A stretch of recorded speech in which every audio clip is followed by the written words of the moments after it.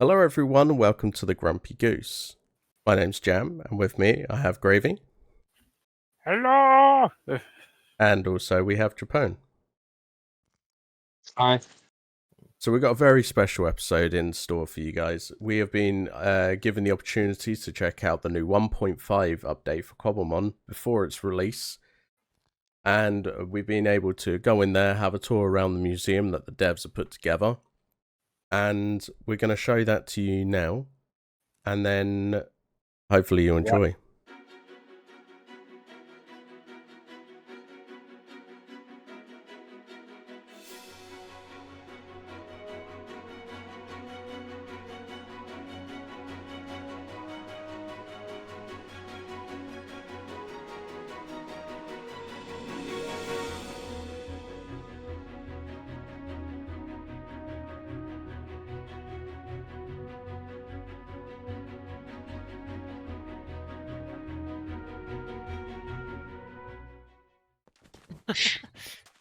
So I'm Slippy. I'm the head builder. I was in charge of building this world. This world. We got a huge world for you guys to explore. If you guys have played on the Cobbled Farms tutorial map, you'll notice that this is an expansion of that map. So you can actually go find that old area and play in that area as well. Who's next? Let's do Vert.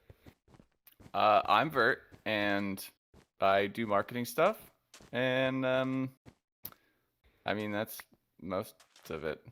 How about Pokeball Head? Is that what What's we he- refer to Pokeball as Pokeball Head? What's code stuff? What's has code a significant amount of this update, including display cases, some of the fossil stuff, yeah, and tumblestones too, I think, right? So that's pretty neat. Heck yeah. Let's go to Chroma next. Hi y'all, I'm Chroma. I'm part of the design team, so a lot of the features that you're going to be playing with today, I was one of the ones that helped to determine how they work. So if you have any questions about that, I'm the person to ask. Cool. We'll go to Barry next. Howdy, I'm Barry. I do animation mostly, but I dip my nose in a lot of the other teams for the mod as well. Torch. I'm Torch. I do animation manager stuff, and I animate a lot too. Yay! Let's go Klee. Yeah, hi, Clay here. I do models and animation like this perfect little man here. I love him to bits, so yeah. And then Crab is hiding behind me. Crab. Yeah, I'm one of the coders. I work on random stuff that's available to work on. I did some stuff for 1.5, but a lot of stuff I worked on is coming later. So. Like fishing. Oh, Drew. Drew, go. I'm Drew. I helped do most of the terrain you'll see today. So yeah. Staying to the left. Follow me, please. We'll go back into the atrium and find the world with some the moon displayed above us and some suspiciously placed meteoric sort of things happening. And in these barrels, do we want to hand these out? Well, let's do it. Grab one shulker, please. One shulker is all you need.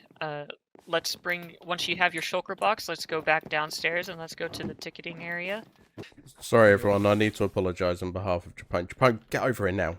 Come on, seriously. First of all, there's a starter kit upstairs here. Stop misbehaving. Now, since we're not starting the tour just yet, but we are here, why don't we just sort of chat a little bit about what you see here. We are in the entrance of the museum, the Cobbled Museum, if you will, and we're in the same world as Cobbled Farms. So if you played in the tutorial world from 1.4, then we're in the same exact world, but in a new expansion. And you'll get to explore it after our tour, and you've been initiated into the world, so to speak. So, before we get started with this tour, let's make a quick disclaimer. This is still a snapshot version of the world and of the jar, of the mod. There is going to be things that are broken, things that are not finished, and things that may crash your game. We hope that doesn't happen, but if it does happen, it's not unusual and it's not your fault. It is ours, and this is part of the beta testing process. You know, we find things. Vert's crew. No, you can use Wartortle now. We fixed that crap. Wartortle would corrupt the world if you used it. Anyway. So stuff like that happens. Destroy worlds.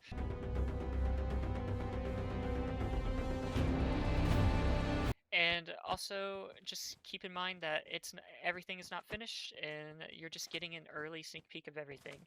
You guys have a ticket in your shulker box. Go ahead and hand that to me, and let me know which fossil you would like.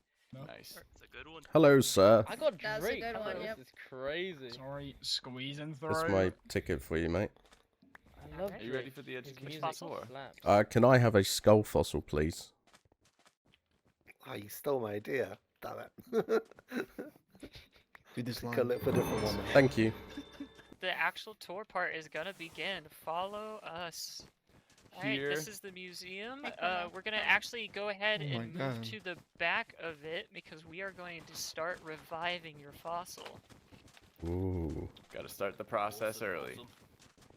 This seems Praise the awesome. helix. So if you'll Alright. kind of congregate in the middle here to watch, we'll just demonstrate how it works, and then you guys will be able to claim your own fossil machine, put your name on a sign, and you'll be able to put your fossil in. Toast, where you at? I'll go. And if you check your shulker, there's organic materials used to power the reviving machines. Okay, so the restoration machines are split up into 3 parts. There is no UI, you just click on the different pieces of it. We have the tank over here, which is what takes in that organic material and breaks it down into a biofluid for the fossil to actually grow inside of. Right? Yeah, Bert is demonstrating now. It takes a little bit to fill up, but it'll get there eventually. Different items are worth different points. If you were to use an item like a max revive or something like that, I believe you'd only need 3 or 4 of them to completely fill up the tank. The second part is the data monitor, which is arguably the least important part, but you still need it in order to form the machine. All this does is it essentially lights up the little screen and gives you a status update, like a loading bar, as far as how close the fossil is to done. And this compartment down here is where you actually put in the fossil that you want to revive. Once that fossil goes in and this tank is fuel, the process will start, and you cannot really stop it without breaking the clock. So if this were a normal survival playthrough and you had more than one fossil, you would have to sort of make up your mind at that point. Yeah, so Code Team made sure to make it somewhat automatable, where if you were to add a hopper to this glass tank here for the fuel, it'll accept organic material only, and it'll feed in until it's full, and then it'll stop. And then if you add a hopper to the fossil analyzer, it will only allow fossils that will actually build a fossil Pokemon. So if you had a hopper full of a Drake fossil and a Dome fossil and another fossil, it won't put the Drake fossil in unless it had another matching fossil to make a Pokemon. So let's say it put the Dome fossil in, it knows that it can make a valid Pokemon and it won't accept anything else. However, if there was a Drake and a fish fossil, it would accept both and then not let anything else in. So it's a little bit smart in that way. That way you can make some crazy fossil machine contraptions where it'll process all your fossils. And then if it receives a redstone input, then it'll eject the Pokemon out as a wild Pokemon. That way if you want to have a roaming fossil area, you can just have it spawning wild fossil Pokemon in an area. That's phenomenal. Another thing too, I don't know if it was mentioned, if it's fully complete and you're ready to take your Pokemon out, you bring a Pokeball and you use the Pokeball on the machine to accept the Pokemon. And we will be doing that with y'all today with some randomization, because as you may have noticed from some of us bringing out our Pokemon earlier, there are Pokeball effects. These are things that haven't really been teased yet very well, and so you're going to get to see a lot of different ones, and a lot of different balls have different effects. And we'll use a little bit of hopper action here to fill my tank, and I'll also spam it, because we're going to show basically how you do this. You're going to fill your own tank, each of you, And once it's full, that's the noise that you'll hear, and you'll see the full tank of water, and then, not water, but, you know, crazy stuff. Technical Revival terms. fluid even. Revival fluid even, one might say. And then you're going to input your fossil and start seeing life be revived. And if you stare close at the tank, you can see something happening inside the tank too. But you can see it on your own as well. So if you'd like to go and find your own fossil machine, you can grab one and you can start your own reviving process. No, that wasn't. That wasn't me. I swear to God.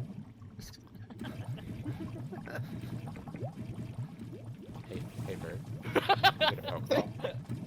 What was that? Why is he so Oh, big? once you've set up your no, we'll actually do that when we come back and they're ready. Actually. I don't think that Decidueye has. I feel less of a man just looking at him. He's Oh my no, God. that's 1-to-1. He just hasn't been scaled down. Hey, Gravy. Praise the He helix. runs out of stuff for needs more material or anything for some reason. I'm making myself a pizza pocket. In Cobblemon 1.5, we're going to be having a lot of different natural forming structures. This right here is a fossil structure, aka a prehistoric structure. This has suspicious gravel in it and is called the eroded pillar. You'll find these in Badlands in biomes with red sand in them. Moving on, you got a nice Tortuga skeleton up here.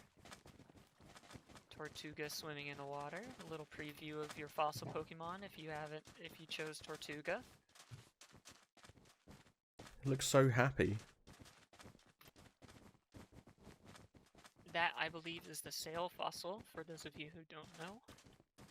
And then over here, we got something very new. The 1.5 update will also have ruin structures. These ruin structures will have very specific loot that you'll learn about later, and may or may not be somewhat dangerous. So be careful. This right here is the hidden bunker. The hidden bunker is a structure you'll find in snowy taigas. Moving on this way, we have some fallen statues. Fallen statues are found in desert biomes, specifically with normal sand, no red sand biomes. Right here, you'll see in the picture that it's actually fallen over, but you can see this is the restored version. It resembles a gullet. All of these structures you'll find randomly throughout your world. Over here is another ruin structure. These are your ruin toppled pillars, and it looks like our fossils are reaching the halfway point. Oh, I'm trying to fix it. I'm trying to fix it.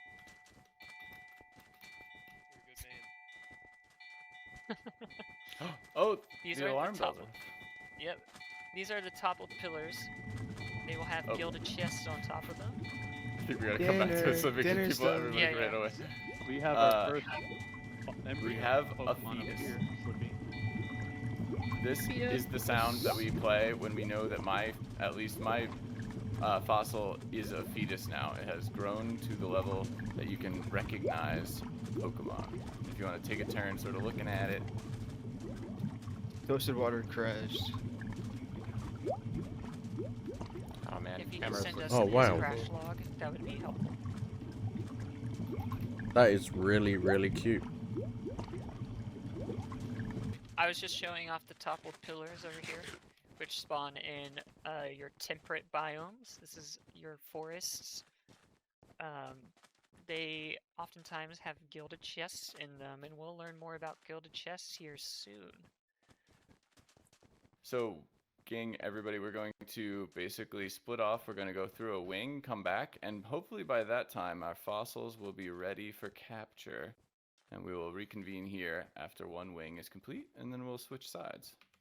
we're going to head into the fossil wing of the Cobblemon Museum. Above us, if you didn't already notice, the massive Tortuga. This is an indication that we do believe that at one point, these Pokemon were this size. Not just a recreation. Japone, please stay close to our group. Otherwise, it'll take too long. Your fossil, it might get away. Here, we see the entrance to the fossil wing, and some lorem ipsum, but through enchantment text. Yes, very, very nice. Now, what we're going to do is we're going to travel through the several different, well, almost 20, I believe, fossil structures, and we're going to see a good deal of them, in part, at least. And this one, we're going to start with the anhydro agate on this photo here. This is an image, a render, of the anhydro agate spawning into a cave. It's actually in lush caves, and it's basically a geode structure, but is full of water. And in it, you'll find suspicious sand. Now, the suspicious sand, and continue, follow me. Actually, let me get my friend out here to help. I'll explain it later.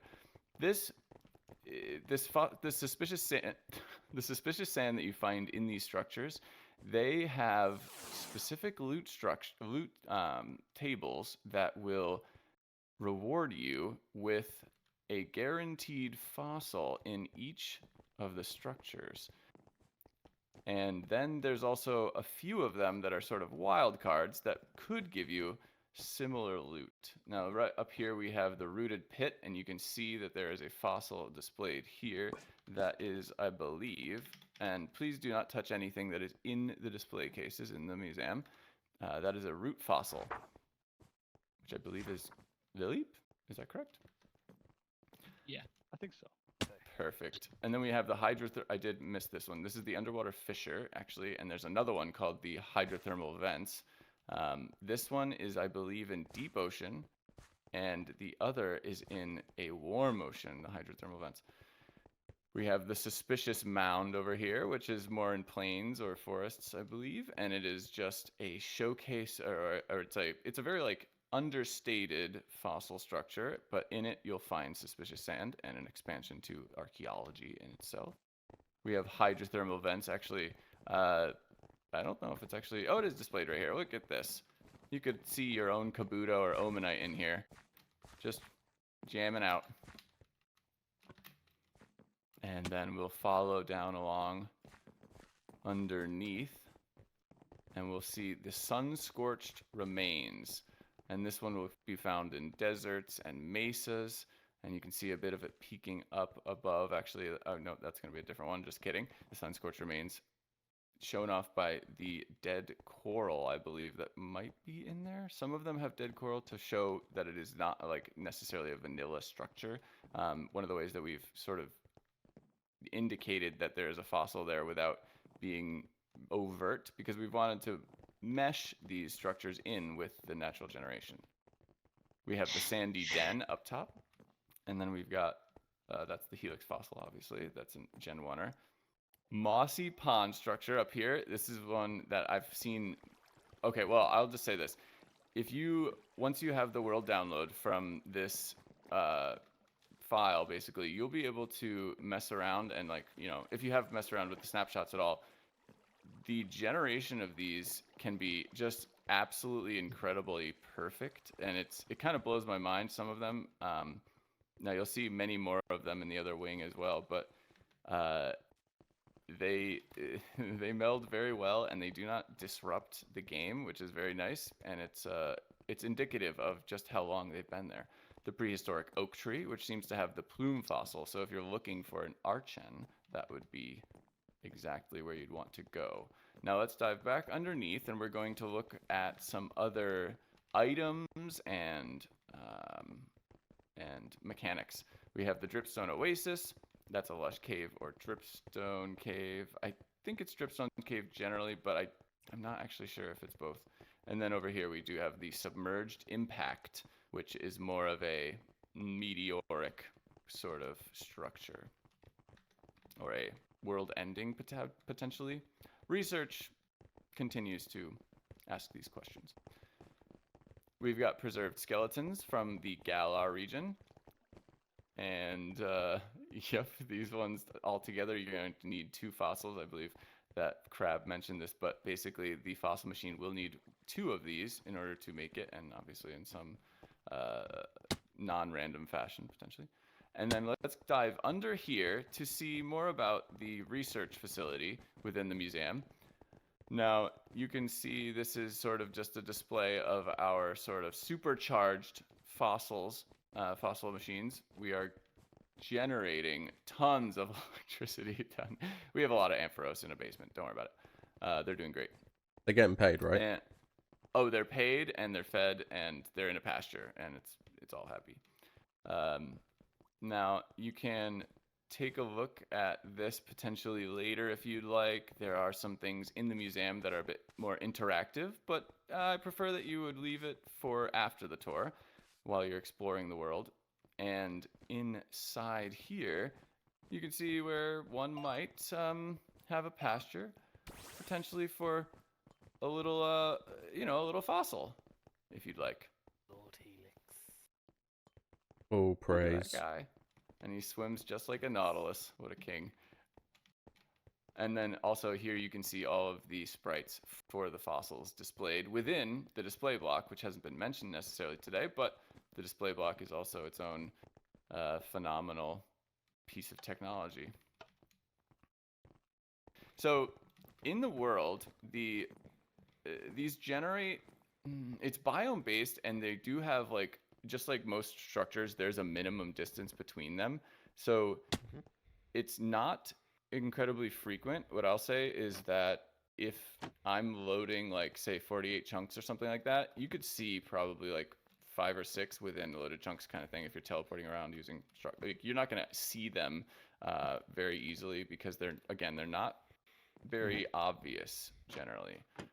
This one is something where you definitely can see it, but some of them are in caves, so lush caves are definitely a good place to be looking. And some of them are, you'll learn pretty quickly by exploring, and that is intentional.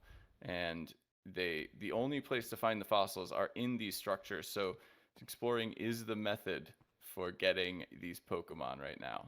And until breeding, that will continue to be true.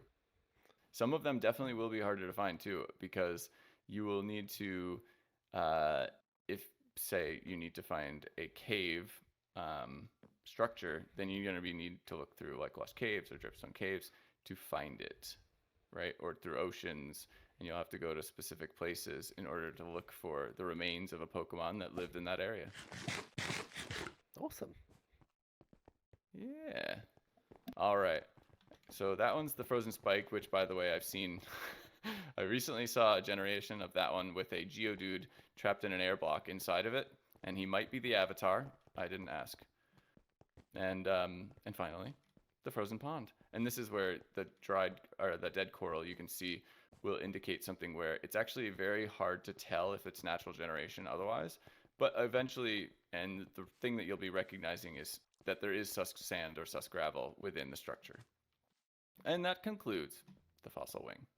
Any other questions, my friends, before we leave this area? I believe the ruins wing is a little bit more intensive because most of this is just looking around. I want you guys to get a visual, make sure, you know, you see what you So see. each of the different areas has its own specific fossil, right? So they're not like, you can't find like the bloom fossil in like 3 of the structures. It's only into the one structure. I believe they're all in multiple structures. However, it's biome based or temperature / like cave / environment based, whether or not you will be able to find that fossil in this structure kind of thing. Yeah, can I bump in? Okay. For example, in the forest, you could find the old ancient tree, and that always guarantees an archon, but you could find any other fossil in there. There's a chance for a fossil everywhere. So, if you guys wanted to, my group, if you want to check out your fossils, see where they're at. George, someone Maybe touched don't a do fossil anything there. to it. Go brush that up. What happened? Ready. Oh, look at that Aerodactyl. Oh my god. That is awesome. I love that. Yeah.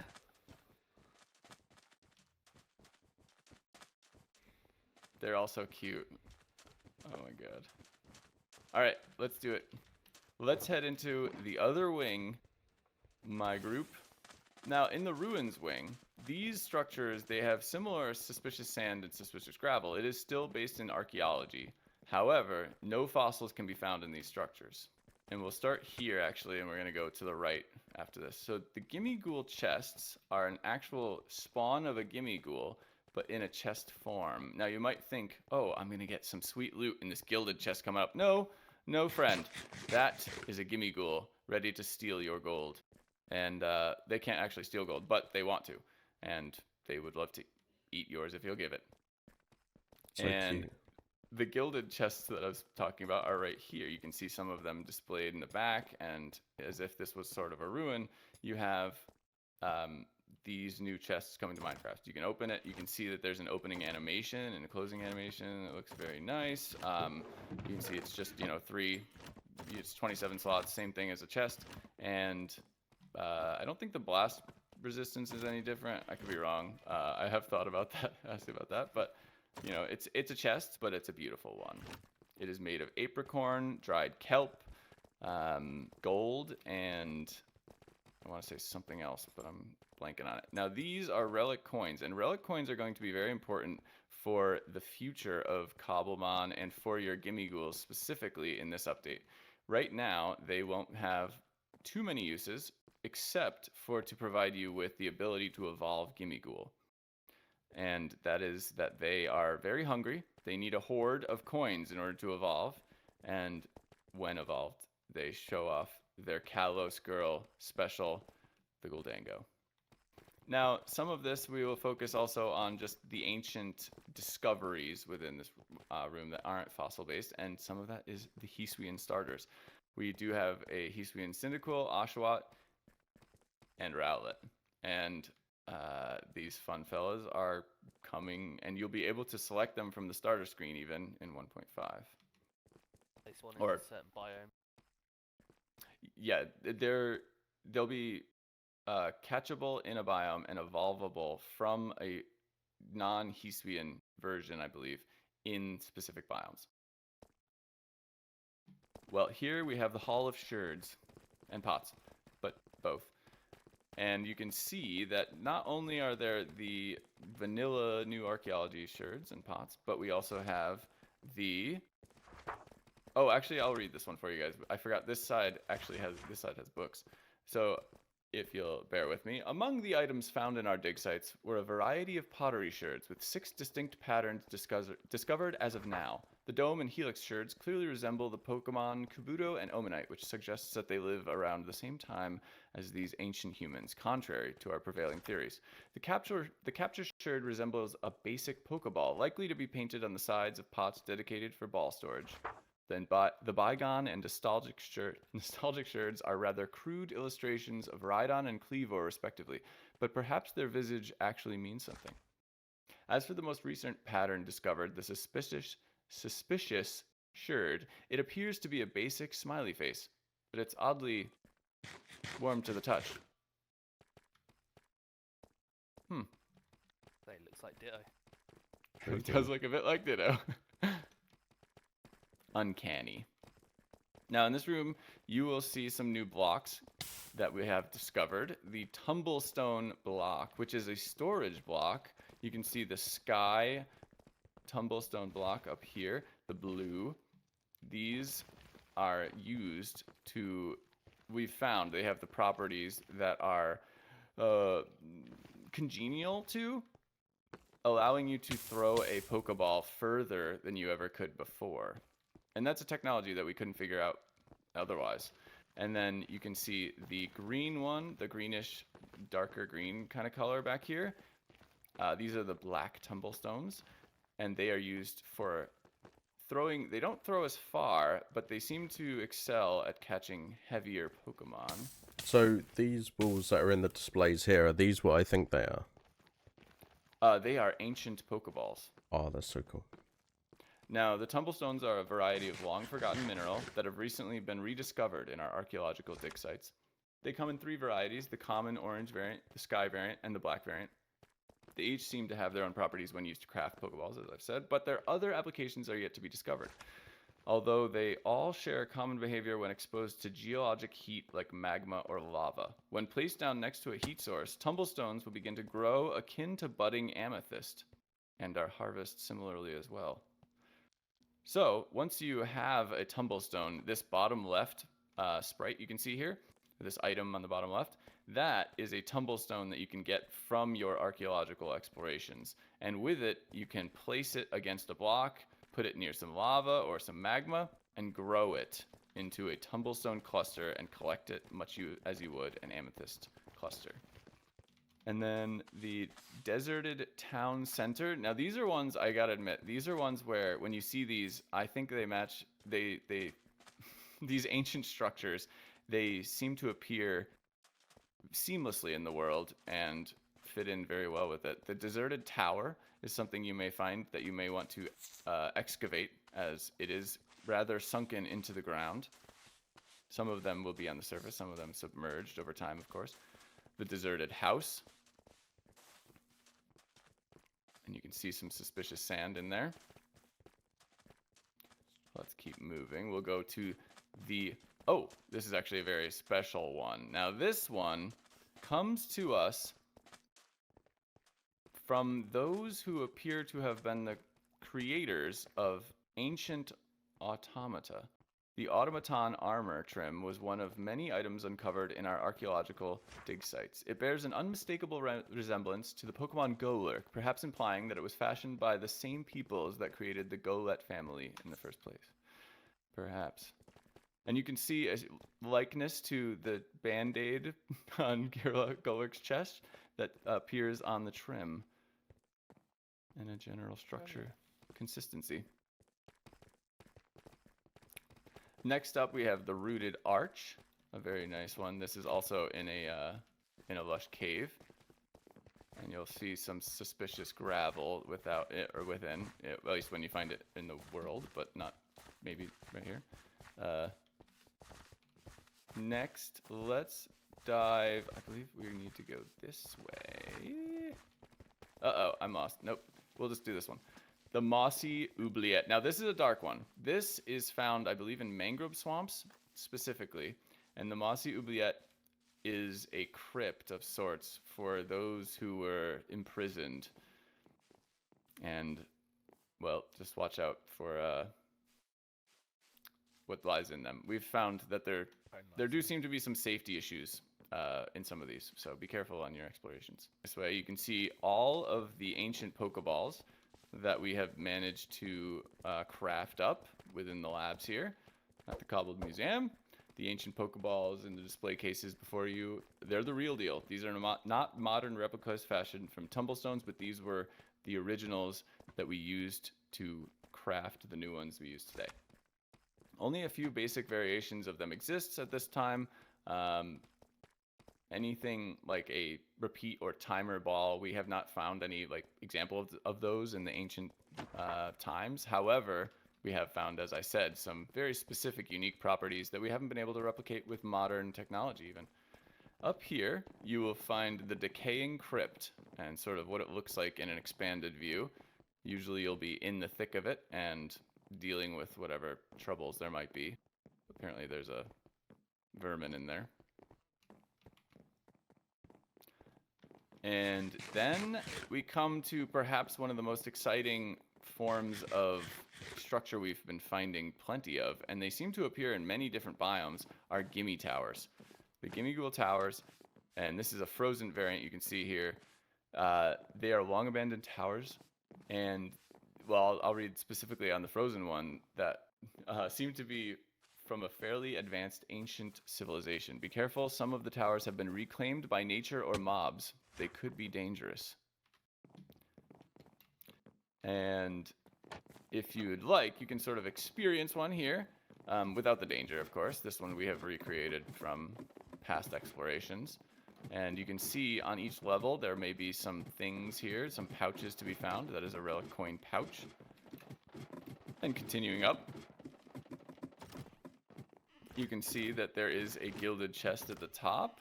There are some pots around. A nice view. And just generally a good old time. Now, let's drop down right here. We'll do some adventuring of our own. And we'll take a look at one more spot. The Crumbling Arch. This is, even though Gimme Towers are probably going to be the most prolific thing out in the world currently, the Crumbling Arch is potentially my favorite, as it is indicative of something perhaps more expansive having existed in the caves at one time. This one could be special in the future. We've still not uncovered everything, of course. So why don't we rejoin the group? Come to this dispenser, stand in front of it if you'd like, and grab a Pokeball. It will randomly dispense a Pokeball, and you can get a different Pokeball effect by using it on your fossil to capture it. And basically get different particles when you bring it out. And if you don't get anything crazy, then, you know, whatever. Don't throw it, but get close and right-click. Thank With you the ball, to right? whoever put my fossil back. Yeah, right-click with the ball. Yep, get right in there. Groovy. Wow. Let's see them. Let's see them. Ooh. Look at all those fancy new Pokeball send-out animations. Oh, they're beautiful. Honestly, that was such a good surprise. They're amazing. Yeah.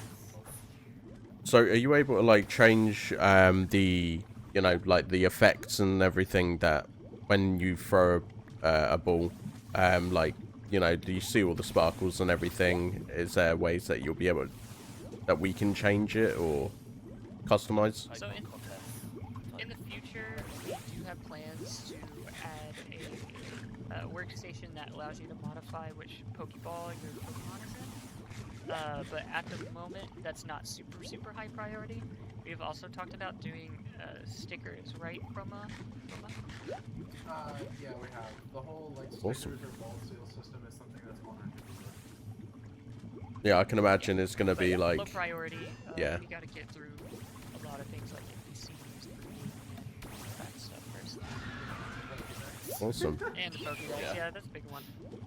Now, I wanted to bring you guys' attention before we go too far to, and it was just shown actually.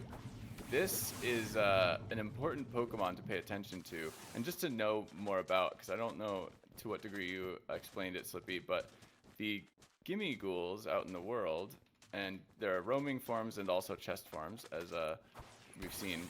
They are hungry for gold, but also for other things. If, as you can see here, potentially netherite. In fact, the gold and netherite scrap bonding process is apparently very interesting to them. And so, you know, you netherite beacon lovers, potentially this could be an interesting avenue to spend your valuable resources on. And as you are exploring this world, you may want to pay attention to that potentially. Thank you for letting us like check this out as well. Yes, thank you so much. And the models are amazing. And there we have it. That is all the sneak peeks for 1.5 that we were able to check out. Hopefully you guys enjoyed. So Gravy, what did you think? I thought it was pretty cool. I liked the new fossil revival system. They've made it quite interesting, as you can see in the little sneak peek we had. They could have just put it as a machine, you put a fossil in, pop comes the Pokemon. But no, they made it more interactive, and it's pretty cool. I also like the new animations. So the Pokeball animations, as well as the battle animations. I believe they added more animations for certain moves. Yeah, I believe so, yeah. So like Flamethrower will have proper fire. Which will be really cool. So yeah, that was pretty much the best parts for me, to be honest. Awesome. Japan, what did you like? Well, my favorite is the gilded chests. Perfect for decoration, of course. I also really like the new structures they're going to add. They're going to add a bunch of structures with where the fossils are going to be spawning. At least you'll be able to find the fossils. I quite like as well the animation of when you send out your Cobblemon as well. It actually shows Yeah. a ball like flying out and open it. Like, you know, it's better than the current animation that's in 1.4. I think that's going to be like absolutely amazing as well. They've added sound effects during the battles as well, which is great. Yeah, it's making battles a lot more interesting. I mean, in one of our earlier videos when it was us battling, it felt a bit, you know, oh, it's all in text. Yeah. You know, it's fun for us, but on a viewer side of it, it's just like, oh, I'm just watching two Pokemon standing up against each other. I have to say, like, a big thanks though to the devs as well when they gave us the settings as well, so I'll be able to put shaders on, so you guys can, you know, enjoy a better sort of visual quality as well with our videos. Yes. Well, mostly thanks to them for building a whole giant world. Oh for us yeah, to explore. I was going to be going on that. But thanks to all the devs, like, for all of the like work that they've put into 1.5, it's turning out to be something like way more than I thought it would be for an update. And we've, like, you know, we got to talk to the devs as well. They're really, really nice people, like really community focused as well. And like, I think I asked Trapone about this when we were exploring and that, and we agreed like they're a lot nicer than you'd expect, like where devs would be. So yeah, we got to meet some other content creators as well. So it was a nice little day at the museum, wasn't it, guys? Certainly a day. Certainly more than a day. It's like 100 days in Cobblemon. Oh yeah, definitely. So with that, thank you everyone who has stuck about and watched this. Let us know what you're looking forward to in 1.5 as well in the comments. Let us know.